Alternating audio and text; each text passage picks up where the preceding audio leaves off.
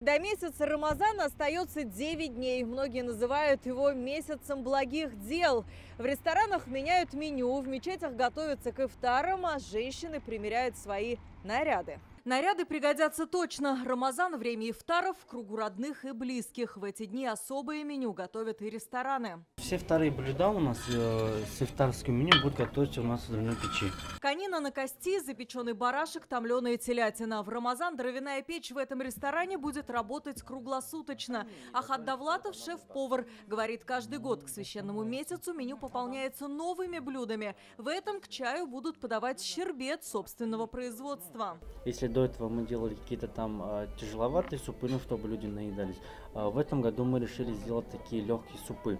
И само собой это на столе это ягоды, это овощи, это финики, вода. Будут здесь и бесплатные ифтары для постящихся и нуждающихся. Все-таки в марте в шатре холодно, поэтому сейчас мы решаем этот вопрос. Когда мы проводим здесь ифтары, прийти может любой желающий. Мы всех кормим. В любом случае, если даже кому-то места не хватает, у нас есть ланчбоксы, которые можно забрать с собой. Мы уже начали компоновать продуктовые наборы. Здесь самое необходимое. Здесь крупы, мука, макароны, подсолнечное масло, тушенка. В благотворительном фонде «Закят» начали готовить продуктовые наборы нуждающимся. Каждый по 7 килограммов. Их получит 500 семей. 2 миллиона рублей фонд в месяц Рамазан направит на лечение 20 детей и 20 пожилых. Есть большая очередь из нуждающихся. Каждый житель Татарстана может нам рассказать об истории нуждающегося человека, которого он непосредственно сам лично знает.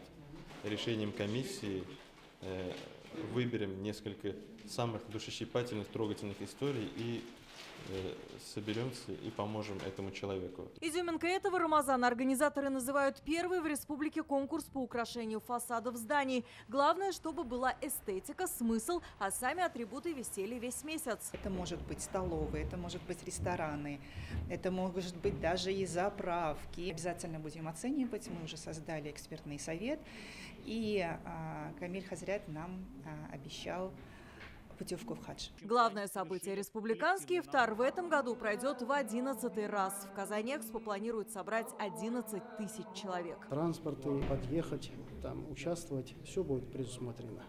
Пока все идет, смотрится предварительное время. 14-15 апреля. А еще в Казани выберут лучших татарских исполнителей азана. Голоса победителей зазвучат с минаретов мечети республики. Алия Хайрудинова, Адель Миндубаев, ТНВ, Казань.